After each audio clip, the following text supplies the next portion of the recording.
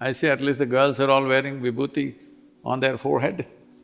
They're also putting it their earlobes, also on their Visuddhi, because their sadhana is focused in that region. So does it depend on the nature of the sadhana? See, we are not carried away by any tradition. Because, as I said, anything that you give it to a bunch of human beings, they will distort it in no time. What is symbolic, if you start thinking it is absolute, it'll become comic. Lot of people have this thing, they're usually beggars who are dressed like Shiva. They can't go and kill an elephant or a tiger. They don't know the difference between a cheetah and a tiger or a leopard and a tiger.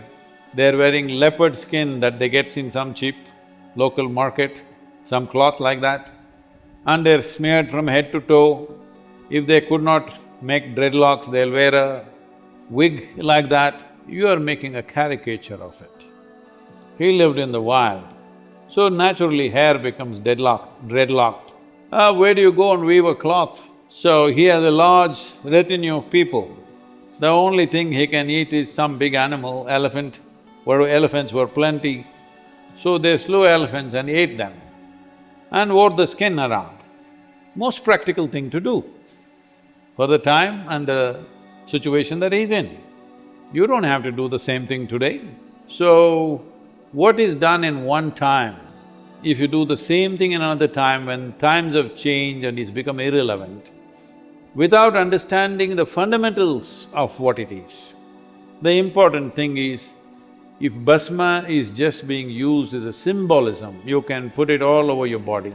But if you're using it as a way to sensitize certain aspects of who you are, then it need to be applied only in certain points of your body. In yoga, for different types of sadhanas, for different types of attainments that one may be seeking, bhasma is applied in different ways. But here, I believe all these fools are seeking enlightenment, not power over somebody, not occult, not to get powers to burn somebody down, nothing. They want their own liberation. They're seeking liberation. There are just a few aspects which are important, only there they're applying. Mahakal is still represented or even still adorned with ash from the cremation grounds because some silly activists protesting against it, unfortunately, they had changed it to cow dung-based or paddy husk-based ash. So when I went there and I found out, I told the priest there and also the chief minister, I said, you must change this. Who are those idiots who are protesting? You're only taking ash from the dead, you're not killing anybody, every day somebody is dying. You don't have to kill somebody to get ash from the cremation ground. And now it seems they once again started that process, because ash is the symbolism of all that is caused by elements is gone. All that has a propensity of going this way or that way is gone.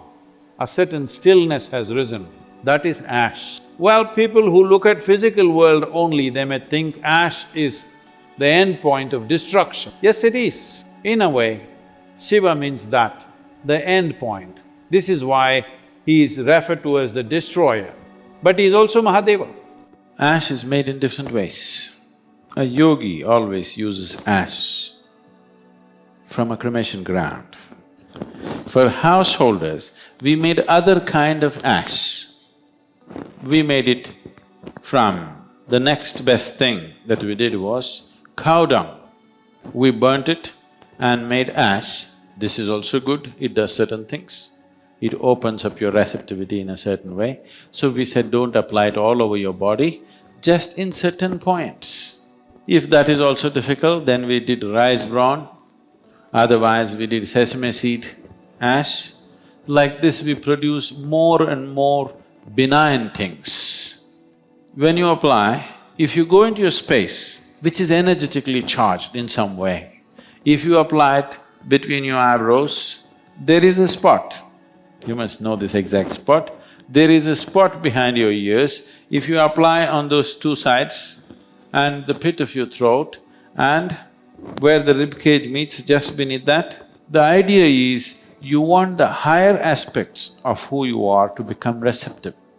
If you receive from higher dimensions within you, there is no entanglement. If you receive the same thing from lower dimensions, the same thing will become entangling in process. So, because you want to be in a place where you're moving towards your liberation, not towards your entanglement, you make the higher aspects of your body more receptive.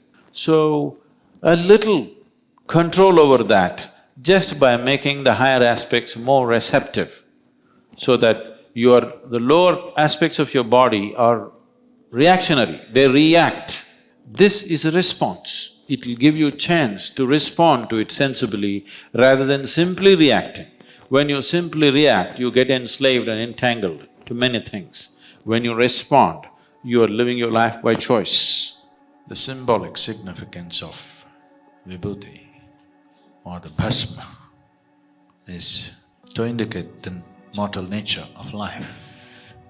You will see, particularly in South India, people have their forehead plastered, wearing their mortality like a badge, a constant reminder that I am only a temporary resident of this place.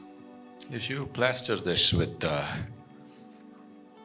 ash to remind this head all the time that I am mortal, I'm mortal, I'm mortal, I'm mortal, you will see mind will uncomplicate itself. The simplest tool. If your doctor told you you're going to die tomorrow, you can't live more than 24 hours, you will see, you will transform yourself so rapidly. Minute to minute you will change. So, don't wait for your doctor to tell you something horrible. Every day, when you take the vibhuti and smear it here, you're just reminding yourself, I'm mortal, I'm mortal, I'm mortal, I'm mortal. You need to do that. If you do that, your mind will become uncomplicated. An uncomplicated mind is a great mind. It can do phenomenal things. It will not be a hurdle. It will be a way by itself.